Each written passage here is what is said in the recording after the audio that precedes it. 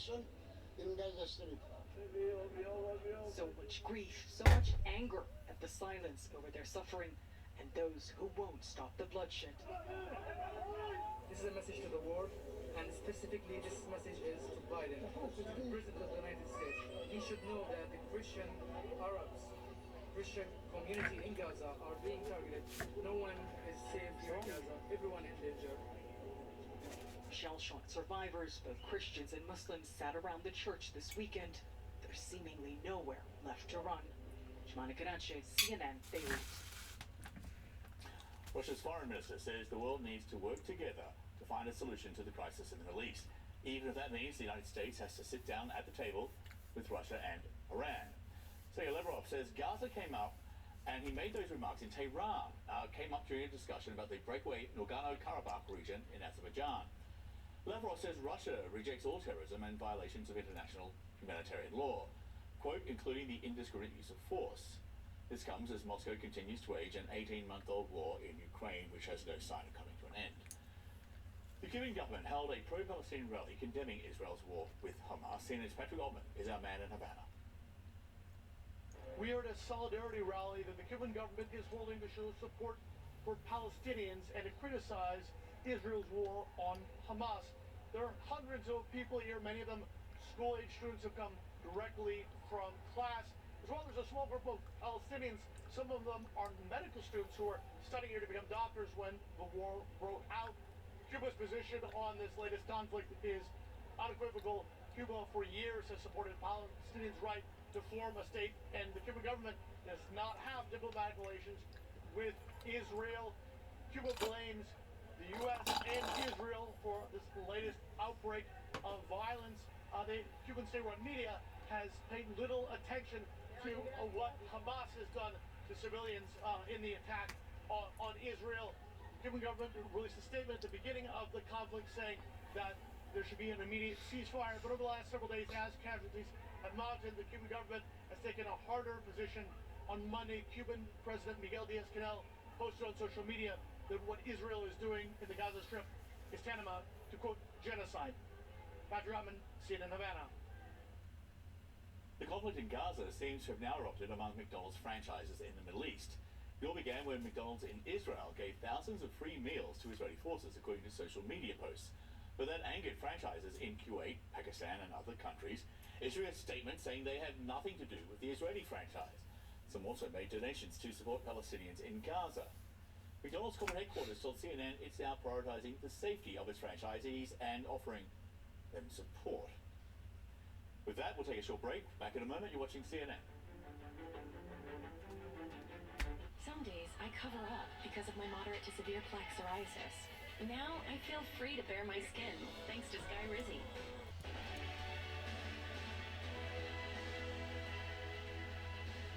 Welcome back, everyone. Well, U.S. House Republicans will try again today to pick a nominee for Speaker 3 weeks after Kevin McCarthy's historic ouster from the post. And earlier I spoke with political analyst Larry Sabato and asked him who will likely be the next Speaker of the House. Here's what he had to say. The front runner is Tom Emmer, congressman from Minnesota, who is the majority whip. And those senior to him were either ousted or didn't make it to 217. And so he's next in line. But of course, we thought this would probably be resolved by now. It's been going on for 20 days, going on 21. It will almost certainly go on for at least a few more days. It's a tremendous embarrassment to the Republicans and frankly to the country in a global sense. You mentioned Tom Emmer. I mean, he is the front runner, but he's not a favorite of Donald Trump, is he? I mean, at this point, though, could that help or hinder him? Because we are hearing that the former president is going to stay out of this race after backing the loser, Jim Jordan. Well, that's what he says. I don't think too many people rely on what Donald Trump says one day applying to the next day, so we'll see whether he really stays out. But yes, he's not a favorite of Tom Emmer, and Tom Emmer isn't a favorite of his, though they're both pretending otherwise, particularly Emmer for Trump. Whether that affects people in the end, I don't know. Trump has caused so many problems for the House Republicans that it's possible that enough of them will realize they need to move on. And of course, the winning candidate will need 50% plus one of the conference, or a minimum of 113 votes. But we won't know when this goes to the floor for a vote until a nominee is selected, who can then actually decide that. Meantime, the House remains paralysed nearly 3 weeks into this chaos as a government shutdown looms and two wars are raging, one in the Middle East, the other in Ukraine. What happens if the GOP can't get this done this week? It's a disaster for them. It's just a giant clown car, and it's gone on so long, it's going to be an issue in 2024. It might even cost them the House. And most people say, oh, that's so far in the future, this won't really apply. No, I think it's made a real impact on enough people in swing districts, like the ones in New York or California that are usually Democratic but went narrowly to the Republicans in 2022. That's the real danger for Republicans, that people are going to remember this and take the House away from them in November 2024. Larry Sabato joining me earlier. Many thanks to him for that. Well, an off-duty pilot is facing 83 counts of attempted murder after allegedly trying to shut off the engines of an Alaska Airlines flight Sunday. The flight crew subdued the off-duty pilot, Joseph D. Emerson, who was flying in a cockpit jump seat. Alaska Airlines says he tried to activate fire extinguishers that would cut off fuel to the engines. The flight was bound for San Francisco from Everett, Washington. The crew diverted the plane to Portland, Oregon, where Emerson was arrested. A law enforcement source says authorities do not believe there are any links to terrorism. And we will have much more ahead on Israel's war against Hamas. Back in just a moment.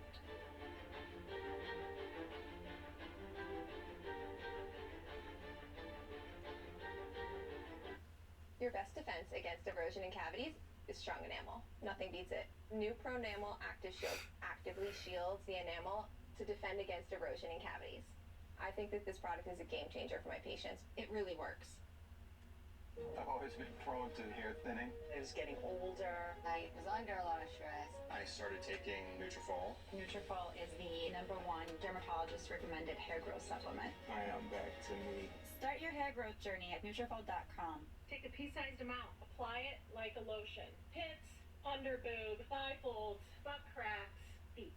This water-based cream, I'm telling you, it's invisible on the skin. It works like a dream. Why didn't someone think of this sooner? When you're ready to begin treatment for chronic lymphocytic leukemia, Calquence helps you do the fighting, and you can do the exploring. You can do the splashing, the sightseeing, and the playing. Calquence is an oral targeted therapy for CLL. More patients begin with Calquence than any treatment of its kind, and Calquence is proven to work better than chemoimmunotherapy in patients with previously untreated CLL. Calquence may cause serious side effects which may lead to death. These include serious infections with fever, chills, or flu-like symptoms, and bleeding problems that may increase with blood thinners. Decreased blood counts are common and can be severe. New cancers have happened, including skin cancers. Heart rhythm problems with fast or irregular heartbeat, dizziness, feeling faint, chest discomfort, or shortness of breath have happened. Tell your doctor if you have bleeding, heart rhythm, or liver problems, infection, or if you are or plan to be pregnant or breastfeeding. Calquence helps you do the fighting, and you can focus on the things you're loving. Ask your doctor if Calquence is right for you.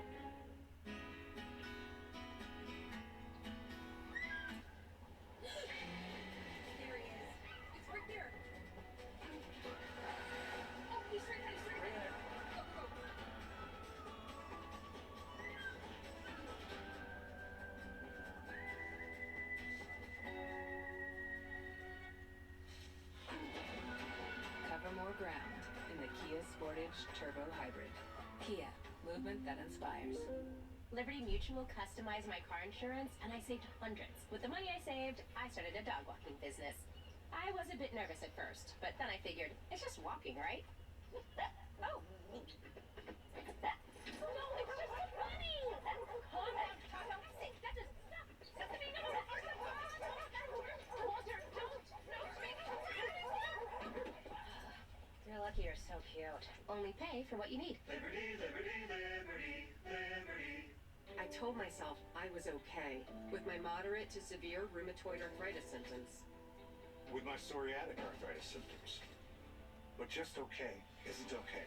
And I was done settling. If you still have symptoms after a TNF blocker like Humira or Enbrel, Rinvoq is different and may help.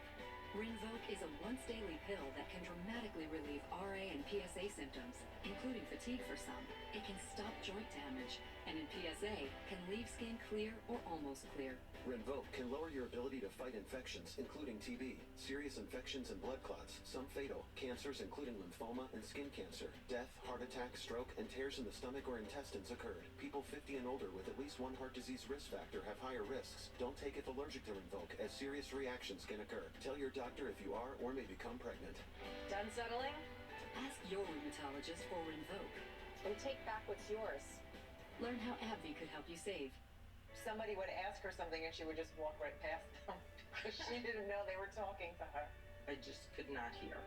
I was hesitant to get the hearing aids because of my short hair, but nobody even sees them. Our nearly invisible hearing aids are just one reason we've been the brand leader for over 75 years. When I finally could hear for the first time, I could hear everything. Try Miracle Ear hearing aids with no commitment during our limited time Sounds of Autumn event. Call 1-800-MIRACLE now.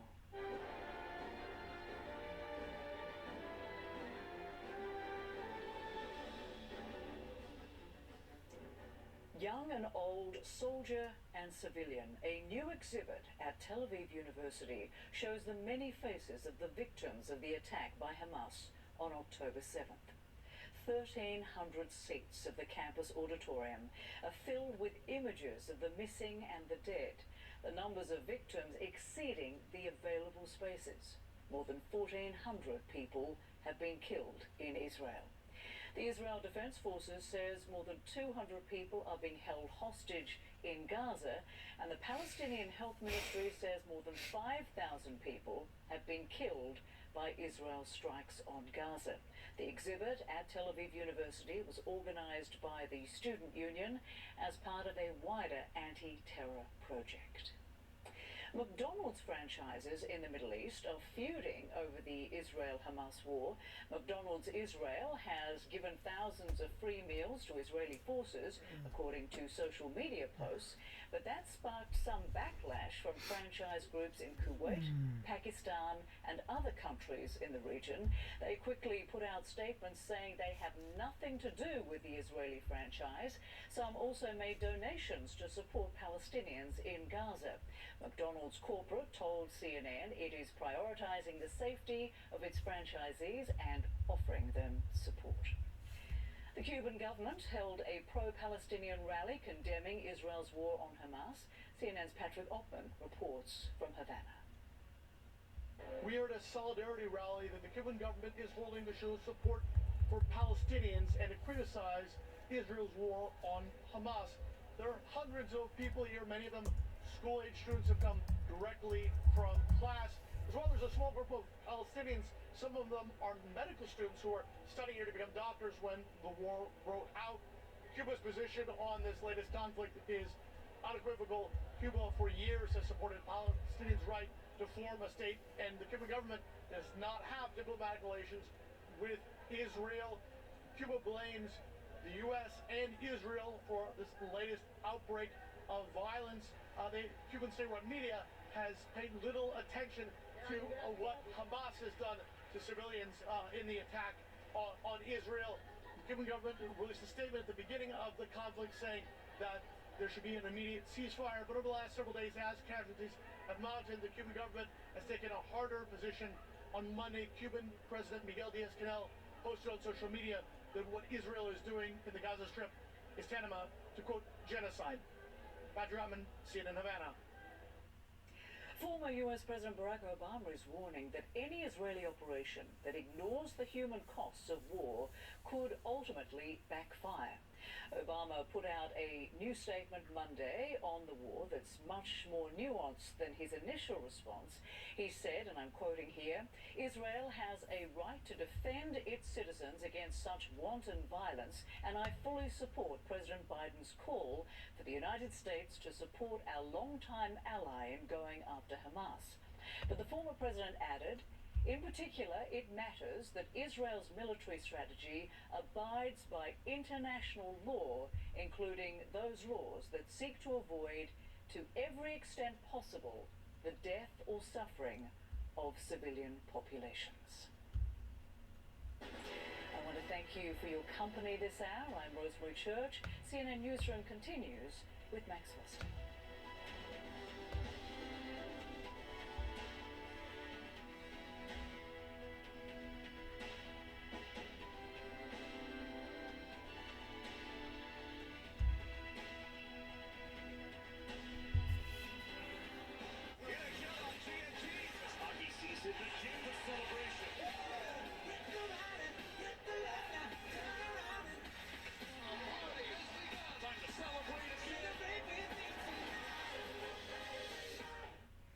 Hi, it's Christina again. I'm here to tell you about an all-new special offer from my friends at Jacuzzi Bath Remodel that you don't want to miss. You already know, Jacuzzi has been making water feel great for more than 65 years, and now they're bringing you this special TV offer. We're waiving all installation costs and postponing all payments for 1 year. Jacuzzi Bath Remodel has a design you'll love at a price you can afford. And best of all, they can install it in as little as 1 day with no stress and no mess. Are you ready to see your new shower? Here it is. It's fabulous! Taking a shower had gone from being a joy to being a burden. I was afraid I would fall. I called, and just 1 day, I had a shower I could feel safe in. No matter your situation, Jacuzzi Bath Remodel has a solution for you. From a safer, easy entry shower with features like grab bars and a custom seat to keep you feeling comfortable and independent at home, to a stunning family bath, or how about a luxurious upgrade with a timeless design that will look great for years to come. Plus, they're built to last with a lifetime warranty from an iconic brand you know you can trust. It was done the same day. We did not have to wait. It's absolutely perfect. It's exactly what I was dreaming of. If you haven't already experienced what Jacuzzi Bath Remodel can do for you, your family, and your home, don't wait any longer. Now is the best time to call. It's never been easier. Take advantage of this special TV offer today. Go to jacuzzibathremodel.com or call 800-321-0299. That's 800-321-0299.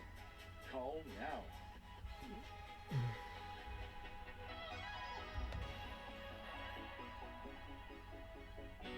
I was a teacher for 30 years, and today I'm a grandmother of 9. Technology is essential to our everyday lives, and that's why I'm concerned about our foreign adversaries' influence over the internet. Our adversaries believe in censorship and control. That's not the future I want for my grandchildren or yours.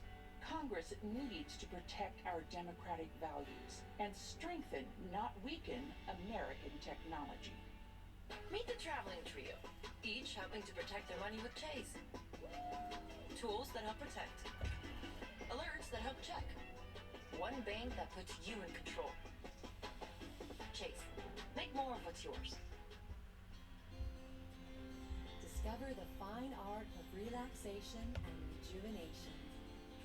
The perfect place to watch the world go by. Big waves, big smiles. There's always something to do. Just 10 minutes from downtown Victoria. Come for a day, a week, or forever. Come and play in Oak Bay, Victoria's seaside destination. Discover crisp morning air.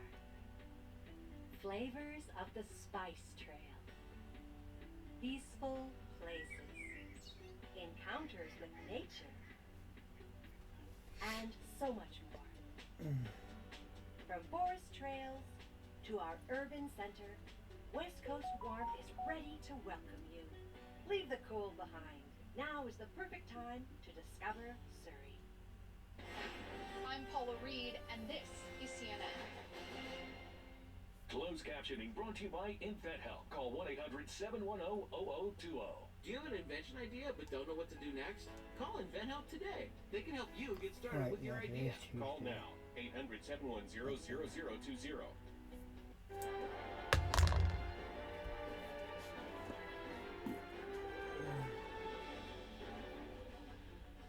Hello and a warm welcome to our viewers joining us in the United States and all around the world. I'm Max Foster, joining you live from London with our continuing coverage of Israel at war. The Gaza-based militant group Hamas has released 2 more people that are abducted from southern Israel earlier this month. The hostages, identified as Israeli citizens Nura Cooper and Yoheved Lifshitz, were handed over to the Red Cross at the Rafah border crossing into Egypt. They were carried away in ambulances and taken to a medical centre in Israel where they were reunited with their families. We received the first 2 abductees a few minutes ago. We were very emotional. They look okay. Their medical condition is okay. They're talking. At first, we immediately brought them to their family members. It was a very, very emotional meeting. Right now, we will let them rest a little with the family. After that, we'll conduct a comprehensive physical examination. They'll stay with us tonight, and tomorrow we'll know exactly. But right now, for them and for the family members, it is a very, very emotional situation, and we're happy that they're here with us.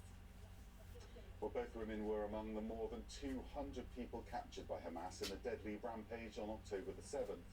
Israel has been responding to that attack by bombarding Gaza almost non-stop. This military says it has killed Hamas commanders and gunmen in strikes on more than 400 sites in the past day. And the Israeli defense minister has indicated that a ground incursion may be coming. In a video, he urged troops to be ready. Keep preparing for our operation. It will come soon. We are preparing thoroughly for the next step, a multilateral operation in the air, ground, and sea. Do your work. Get ready. We will need you. However, a top US official wouldn't say publicly if the Biden administration has urged Israel to delay this expected ground incursion into Gaza. The Israeli Defense Forces need to decide for themselves how they're going to conduct operations. We're not in the business of dictating terms to them, and we're certainly not going to be in the business here from the White House of previewing any future operations one way or the other. Elliot Gotkin is here with us now. Let's start with the one piece of good news we've had in recent times, and that's the release of these 2 hostages. Of course, many more still stuck, including their husbands, right?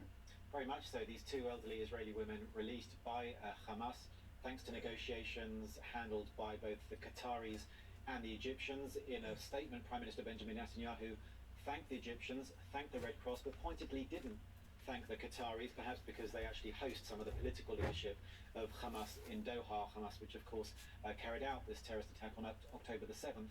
So those 2 hostages are now free. Before they were released, there were still 222 people that Hamas had kidnapped and was holding hostage in the Gaza Strip. And obviously there's there's hope now that 4 women have been released, that more will be released in the coming hours, in the coming days, but of course we don't know, and I suppose this of course is one reason why we're seeing a delay to the much expected ground invasion from Israel, because of those hostages. Even before they've gone in, it's complicating matters for the Israelis, and of course if and when Israel does go in on the ground, that will also be a complicating factor in their battles with the militants of Hamas and other groups such as Islamic Jihad. Are we seeing a moment of disunity between Israel and America on this? Because as we suggested, America seems to be pushing for a delay to the ground incursion, and Israel seems to be pushing ahead with it.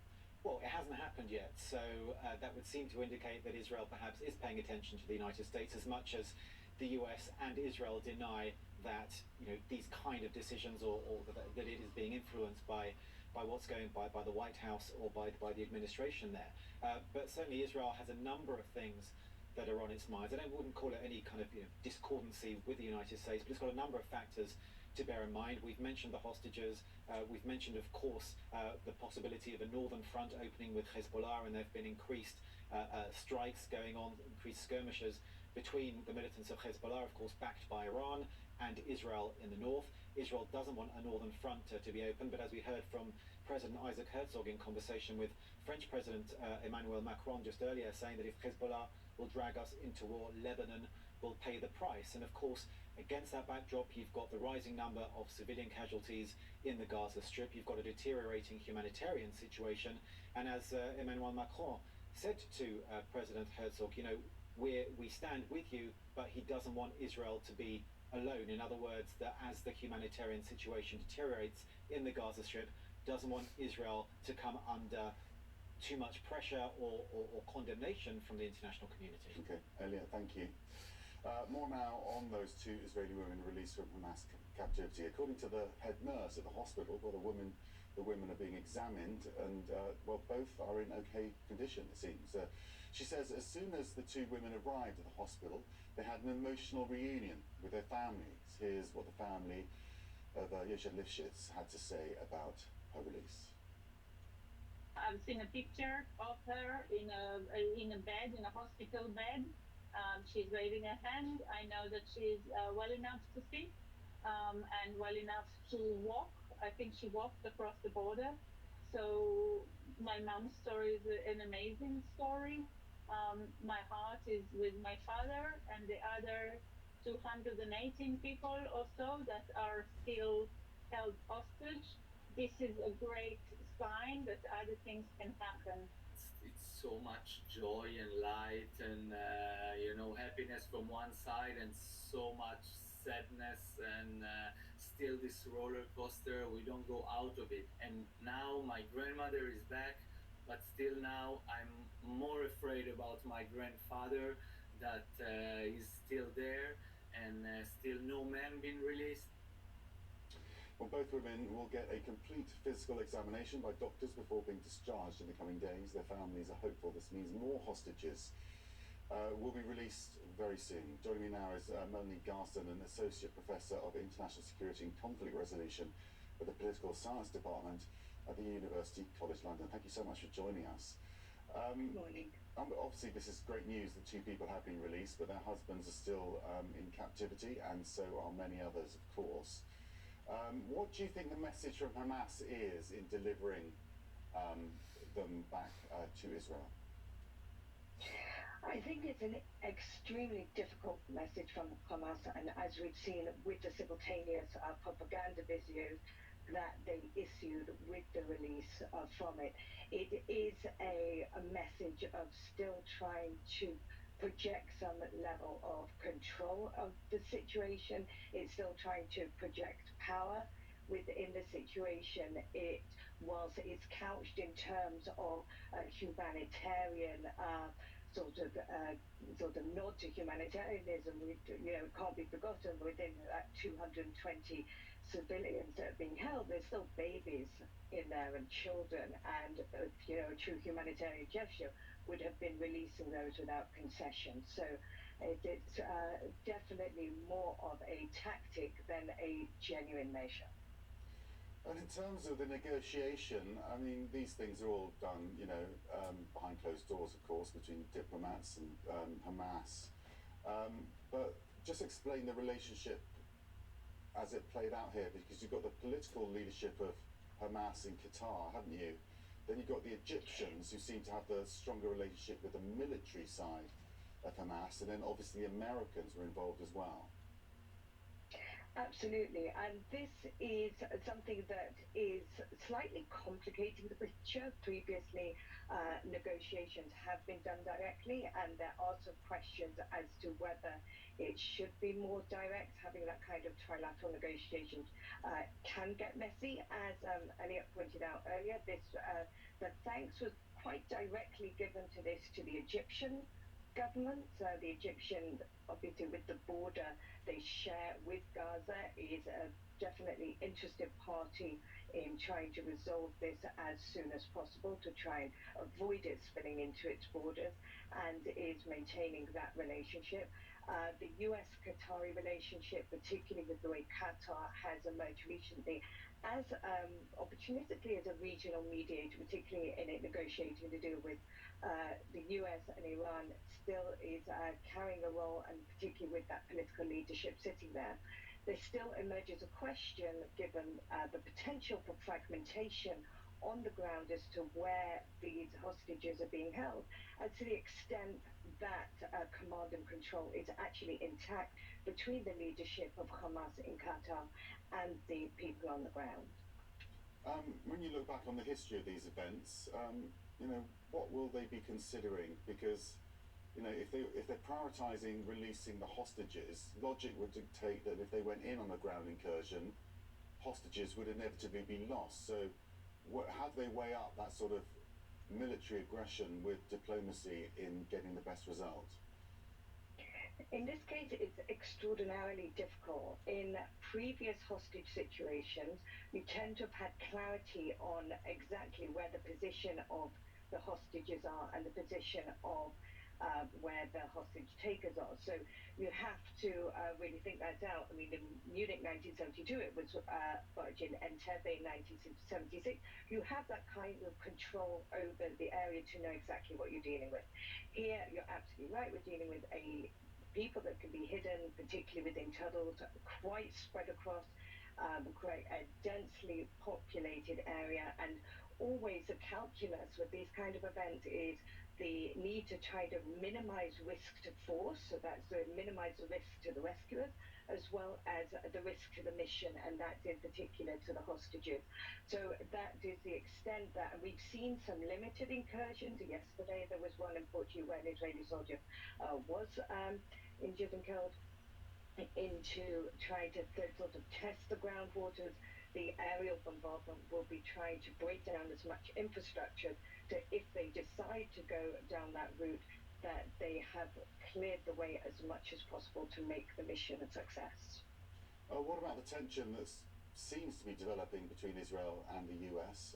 If you look at the messaging, the US really are hoping, it seems, that Israel will hold off on this ground incursion, but the Israeli military certainly is saying they're absolutely ready to go in. Are you concerned that that tension may grow and it might isolate Israel? I think there is still sufficient backing. I think the US will be and has stood by Israel's side from the beginning that this was an attack onto southern territory. There has to be a right to defend, that there is the Hamas regime that needs to be dismantled within Gaza for there to be any hope of the two-state solution really continuing. It's not a choice anymore on Israel's part, in the same way it wasn't a choice to have to be in this position as it stands. We've heard reports that the US have sent in strategic advisors to look at how the US are going to how Israel is going to be doing this. We know that the US has force in place to support. I think the US's primary concern is also to avoid as much spillover as possible and to make sure that, as was noted before, that Israel is going to go in, it can do so in a way that can avoid minimal damage to the humanitarian crisis that is growing, and it can be done in a way that it achieves its aims and objectives as quickly and as smoothly as possible with minimal loss of life. Melanie Garson, really appreciate your analysis today. Thank you for joining us. Now, at least 20 trucks brought much needed food and other supplies, aid supplies, into Gaza on Monday, and over the weekend some 34 trucks were able to enter from Egypt, but it's not nearly enough to meet the needs of millions of people trapped under siege. Here's what the UN spokesperson had to say. I think as others have said, it's a drop in the bucket. I mean, I think the number of trucks that usually went into Gaza every day was about 450 or so, and now we're seeing 20 or 30, and we're not seeing any fuel, which is a great concern. Well, doctors and aid groups are warning that all the chaos and destruction is taking a toll on Gaza's overwhelmed hospitals. The Palestinian Authority Ministry of Health says hospitals are nearing collapse and operating at more than 150% of their capacity. A doctor tells CNN they desperately need fuel for vital machinery keeping patients alive, including infants such as these. CNN's Clarissa Ward has more on the deteriorating conditions at hospitals across Gaza, but a warning her story contains graphic video. You are entering the Al-Shifa Hospital in Gaza City. This is just 1 minute on one day. But doctors tell us it could be any minute for the last 16 days. It is a scene from hell. Many of the people. The reception area, now a triage center. And everywhere you turn, another casualty.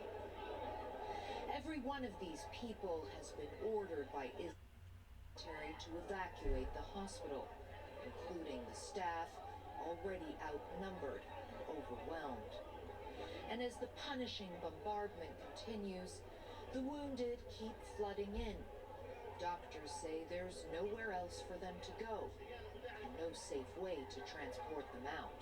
We had the mass casualties once or twice a day, but now we have every half an hour casualties. So it is overloaded. Our emergency department and our OT department and our IBD department are overloaded with the patients.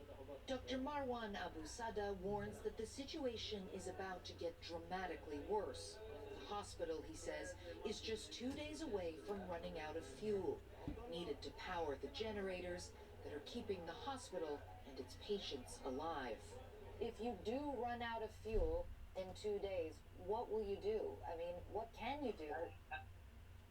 I think the international community will be part of the process of killing of our people. If they don't act on Israel to allow to get this fuel into enter Gaza, what to do for the people who are in the ICU and mechanical ventilator? What about the neonates, the small babies? We have more than 130 in our neonatal ICU units. What to do with them? They will, okay, I think we are allowing them to die in peace. This is the issue if we don't have a fuel to run our generators in the hospital.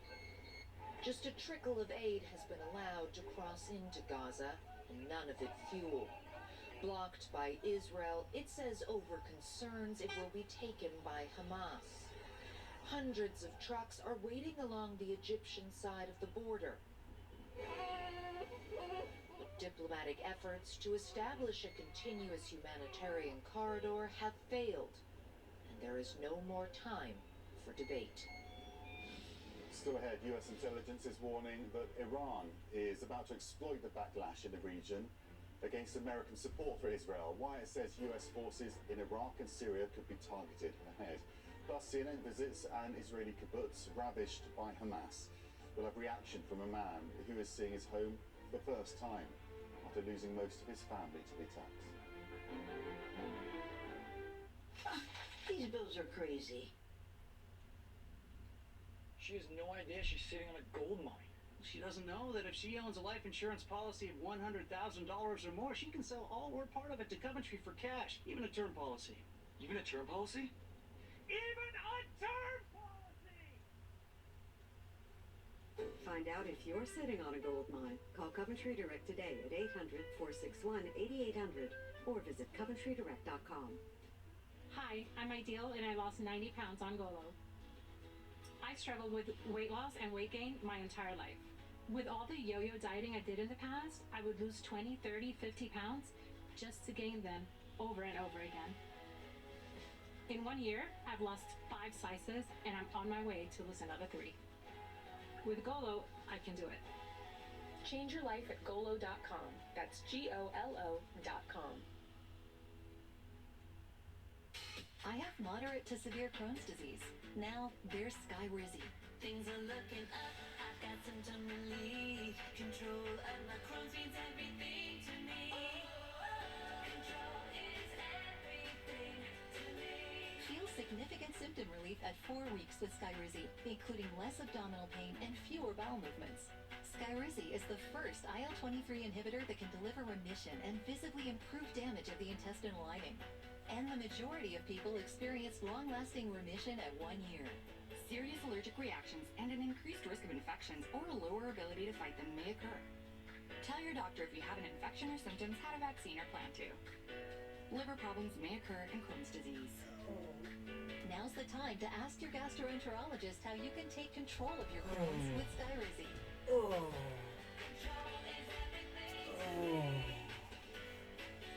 Learn how AbbVie could help you save.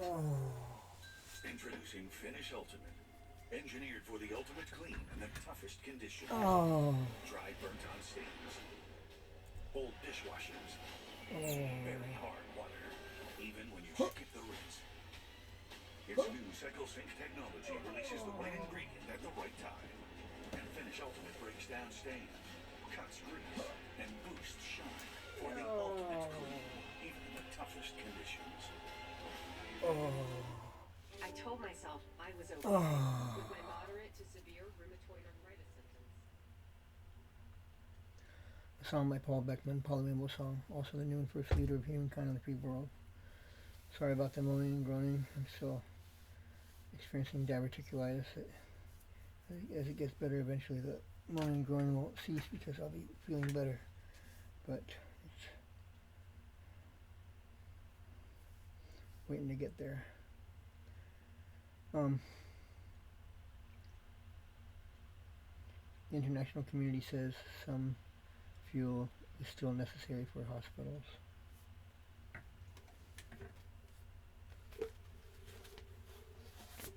In the Gaza Strip.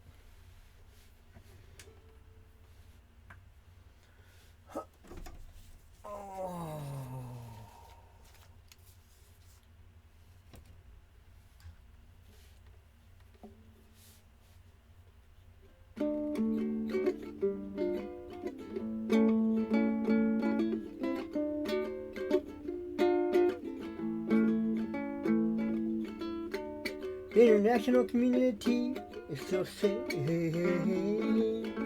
oh, oh, oh, oh, yeah, that some fuel is necessary for hospitals. That some fuel is necessary for hospitals. Israel won't allow fuel in.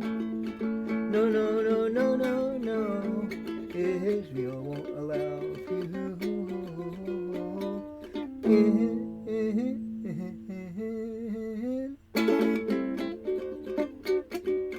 That's because it's afraid Hamas will use it and abuse it.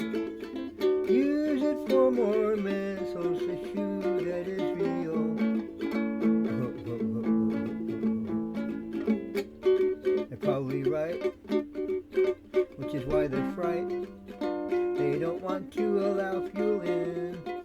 But the international community is saying hospitals, they still need fuel so they could make their patients live. Babies on incubators. Well, maybe make water too for Palestinians to drink. Well, they're saying some hospitals really need the fuel to promote life for many of its patients. Well, Israel is saying no, no fuel. I'm afraid Hamas will hijack it. That's the dilemma. That's the dilemma. Oh, oh, oh, oh, oh, oh, oh, oh.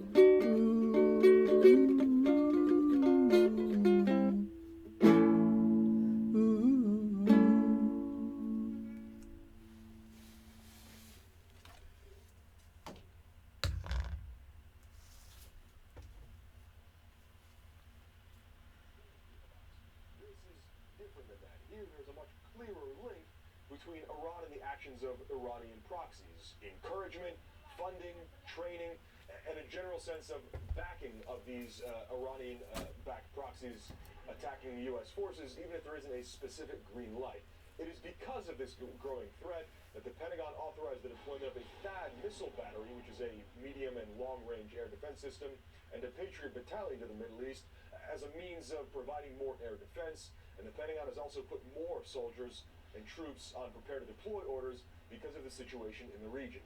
This is on top of the forces that were already ordered there, which is a carrier strike group in the Eastern Med, another carrier strike group on its way to the Middle East, and an amphibious ready group that's already in the Middle East. So you see the U.S. preparing for the possibility of a serious and severe escalation as the Biden administration and senior officials here warn others, including Iran and its proxies, not to get involved. Oren Lieberman, CNN in the Pentagon. Israel's military says it struck multiple Hezbollah posts in southern Lebanon on Monday night. CNN crews in the country heard the strikes being carried out. The IDF says They hit a military compound, an observation outpost, and more in response to rocket and anti-tank missile launches from the area earlier on Monday. Hezbollah media reported the strikes occurred in open areas. They also claimed 4 Hezbollah fighters died on Monday before the most recent attack.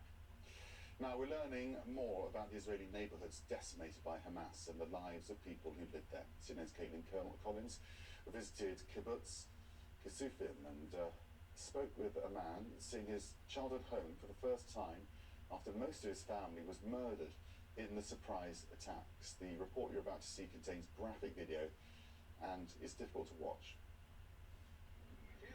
Kibbutz Kisufim sits less than 3 miles away from the Gaza border, a quiet community where residents grow avocados and raise poultry and their families. But as the sun rose on Saturday, October 7th, the kibbutz that around 300 people called home became the site of a massacre as Hamas militants stormed inside and murdered 14 people, kidnapping 4 others. Major Marcus Sheff, a reservist in the Israel Defense Forces, watched from home as the brutal attack unfolded that day. Now he's leading a small group of foreign press into the kibbutz for the first time, wanting the world to bear witness to the atrocities firsthand. Yeah, the shock is still there. After 2 weeks, and you've seen the damage, and yet it's still hard to absorb the full horror. The stench of death is thick in the air as you walk along the tree-lined streets. But if you didn't look too closely, you'd never guess that a slaughter took place here. Then you notice the bullet hole in Gina Smiatich's door. The 90-year-old grandmother, who loved gardening, was in her bathroom when Hamas militants shot her in the head. Her blood is still smeared on the entryway 2 weeks later. If you didn't look over here, it would just look like a regular home on a Saturday morning. Orange juice out, the newspaper, her mail, some cookies. When you look over here at the kitchen, you can see people have gone through it. They opened all the cabinets. There's still cups in the sink. Her kettle is still out. And Gina is one of several who was brutally murdered in her kibbutz on that Saturday morning. The Zach family lived just down the street. Parents Atai, Eddie, and their 14-year-old son Sagi were at home when the attack began. Their older children, Hadar and Tomer, were away. We reached 24-year-old Hadar on FaceTime. What's through there? What was through that window? This is the first time he's able to see the charred remains of his family's home. Someone from the kibbutz told me that he opened the mamad and he found my dad laying on the ground with my dog, just watching the doors so the terrorists won't come in. The bodies of his mother and little brother were found hugging each other in the nearby bomb shelter, where they asphyxiated after militants set their home on fire. Just days before, Sagi was dancing his heart out at a Bruno Mars concert in Tel Aviv. I'm 24. We have 10 years between us. It's hard for me to see my little brother because he was my child. Hadar and his sister Tomer are now orphans. His grief and his anger is palpable. It's kind of absurd to me that you guys show me first and not someone from Israel. You know what I mean? I love my kibbutz is amazing, but the government, I have no words to describe how to support them. Just 24 hours later, in the Kisufim area, an IDF soldier is killed and 3 others wounded during a raid ahead of Israel's expected ground invasion in Gaza. An ominous warning shot of what is yet to come. Caitlin Collins, CNN, Kisufim, Israel. Still to come, the humanitarian crisis in Gaza is getting worse. What one doctor is warning will happen if fuel is not allowed to enter the enclave. Plus, the family of a young American-Israeli man kidnapped by Hamas is speaking to CNN. They share their hopes for their son and their calls for an urgent international response.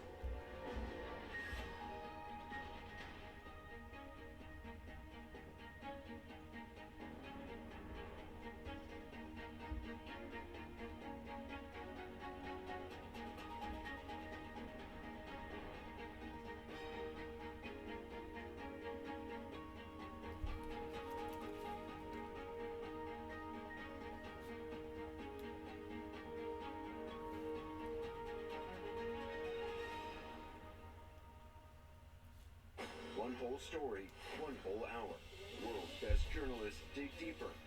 The Whole Story with Anderson Cooper, Sunday at 8 on CNN.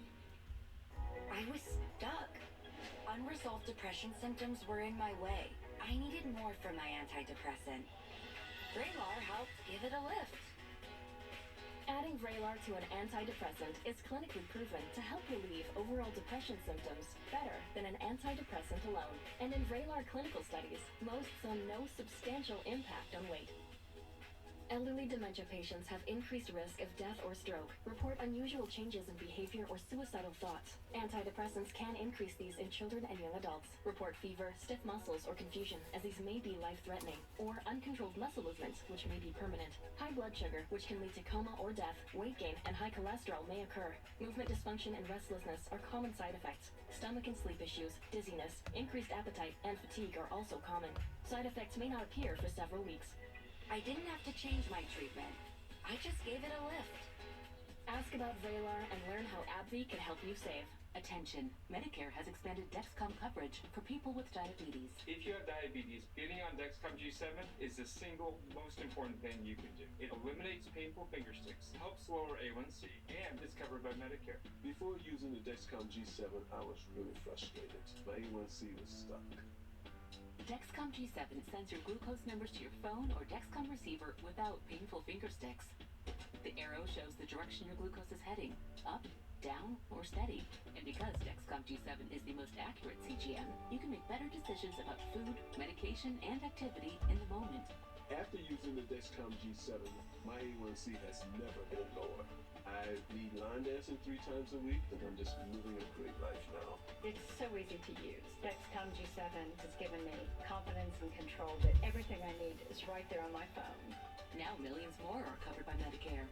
Take advantage of the expanded coverage by calling today. If addiction is making you feel lost and alone, here is real help.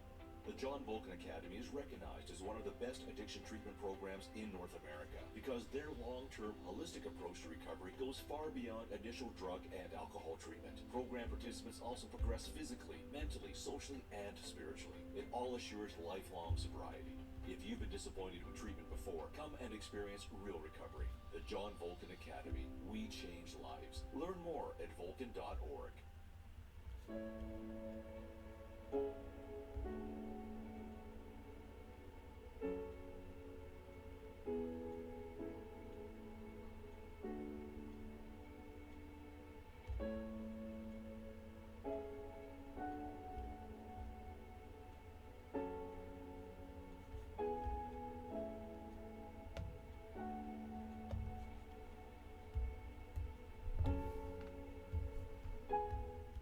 I'm Melanie Zanona in Washington, and this is CNN.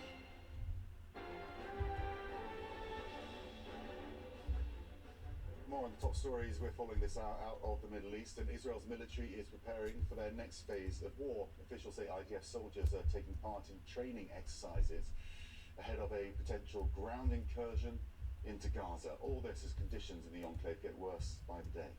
A doctor working at the largest hospital in Gaza tells CNN it'll become a mass grave if they lose power.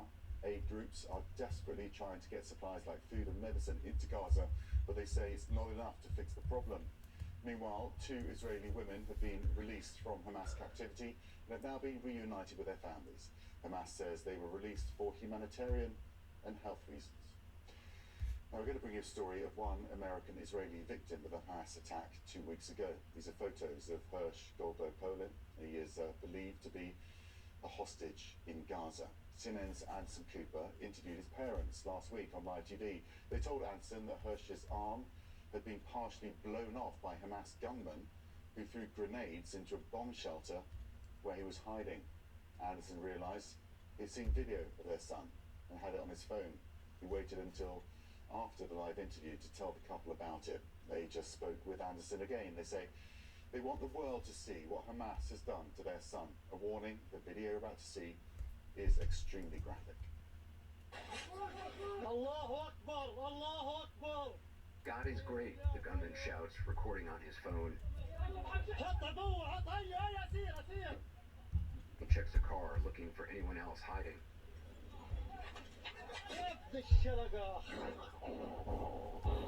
Other gunmen shout as they bring survivors from the shelter. Come, come, they yell. Load them. That's Hirsch on the right with another hostage. His left hand and part of his arm is blown off. The bone sticks out.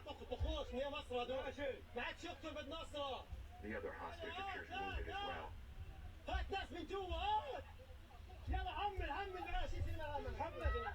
Another wounded hostage is dragged by his hair and tossed into the truck.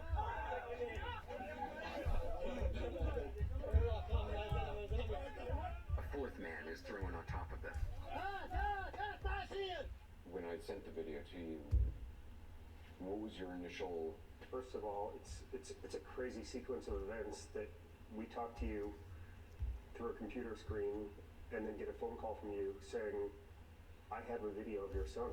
I didn't want to say on live television. Which we so appreciated. Of course. The way everything has unfolded, the gentleness that you used, because at the end of the day, you're a journalist, and journalists want a story, and that could have been dealt with in many other ways that were not kind and gentle. So first seeing that video in general gave us a dose of optimism. As horrible as it is as a parent to see your kid under gunpoint being pushed with one arm, the composure with which he's walking on his own legs, pulling himself with his one weak hand, he's a lefty and his left arm was blown off, pulling himself with his one weak hand onto the truck, gave me a real dose of strength that he's handling a horrible situation and he's doing it with composure. I mean, we're saying he walked out calmly, which he did, but I think it was from shock. They have this photo taken inside the shelter before Hamas gunmen began throwing grenades inside. Rachel says as many as 29 people were crammed together. That's Hirsch, and this is his friend Honor Shapira. So Hirsch and Honor went to the festival together. They've known each other since they were kids. Honor was by the door, and Honor, by everyone's account who we spoke to, as they were throwing in grenades, he would keep picking them up and throwing them out, picking them up and throwing them out. All these witnesses said there were 11 grenades thrown in. He threw out 8. Rachel says 8 people survived and avoided capture by hiding under the blown-up bodies of the dead. But Honor Shapira didn't make it out alive. His parents, they just came to our house on Friday, and the people who are identifying bodies actually let them know that they identified him with DNA, but in his hand he was holding a grenade. His dead body had a grenade in it, in his hand. That's I mean, incredible. he's the real hero. Those 8 people, and even the people who walked out and are now in Gaza, it's because of Honor. How are you able to get through each day? I personally feel like we have to keep running to the end of the earth to save him. And we have to try to go believing that somehow he got treatment and he's there, and he's in pain and he's suffering, but he's alive and he's there. And there are also the moments in this universe that we now live where you say, maybe he died on the truck. Maybe he bled out in that truck. Maybe he died yesterday. Maybe he died 5 minutes ago. And there are those moments where you think, how are these thoughts even, I don't understand these thoughts, but they're real thoughts. They often go down to see their son's room. This is Hirsch's room? This is Hirsch's room. This is also our, it's a steel door because it's our Safe room. bomb shelter. Yeah. You can feel him here close. His globe, his books and mementos. It's all just as he left them. Rachel did make his bed, however. She wants it ready for when he returns. We have a porch that's facing south, and I went out Friday night and I was like screaming to him, hoping. Because Friday night, you know, we bless our children. Traditionally in Jewish homes, you bless your children on Friday night. So I was screaming. It's a traditional blessing from the Bible. And so I was screaming the blessing to him with my hands up. I usually put my hands on his head when he's home. So. What does the blessing say? It says, may God bless you and keep you. May God's face shine upon you and be gracious to you. May God's countenance be lifted up toward you and give you peace. What do you want people to know about Hirsch? He's just a super curious kid, and this wanderlust that he developed when he was, 6 or 7 years old has been his life, obsession. Always asking for maps and globes and atlases for his bar mitzvah. Really, these last few years, he's saved every penny to go on this trip that he has a ticket for on December 27th. He was going to go to India and then all points east. Rachel and John were just on the cover of Time magazine. They're trying to get the world to pay attention to the plight of the hostages, particularly those like Hirsch who have serious wounds or medical issues. As American Israelis, we've been embraced by the U.S. government. The support is there. The empathy is there from the U.S. We're obviously hungering for more than that. We want action. We want results. There are hostages from somewhere around 30 countries. Why have we not yet seen prime ministers, foreign ministers, global leaders screaming to get the wounded help? Rachel also got to be on a call with other American families and President Biden. And he stayed for 90 minutes, and he listened to us, and he cried with us. I know loss. I've lost 2 children. I lost my wife. And I'm telling you that you need to go through this, but you also need to remember that you will be strong again for your family. And he said things that because he knows loss, so it wasn't platitudes. It was someone speaking who has lost children, speaking to a mother who lost her 2 children. And it was a real moment of coming together just as people who know what pain is. This very excruciating part of pain. This is a particular kind of pain. Correct. There's no playbook for this that we know of the game daily. Is he alive? Is he getting treatment? Did he die 15 days ago? We're on the head of the pin, and every direction you fall is a bad direction. So a lot of how we get through the day, when you asked that before, is we're trying to balance on the head of the pin and just get everything done with the hope that he'll come home to us alive and he'll go on that trip with one hand. Anderson Cooper, CNN, Jerusalem. Well, the story is still to come. Now, 3 weeks without a speaker. US House Republicans still can't agree on who should lead the chamber. With another critical round of votes later today, we'll have the latest on what's at stake for the party and their votes. Also to come, an off-duty pilot is accused of trying to kill more than 80 people by shutting down a plane's engines. How the flight crew saved everyone on board. That's just ahead.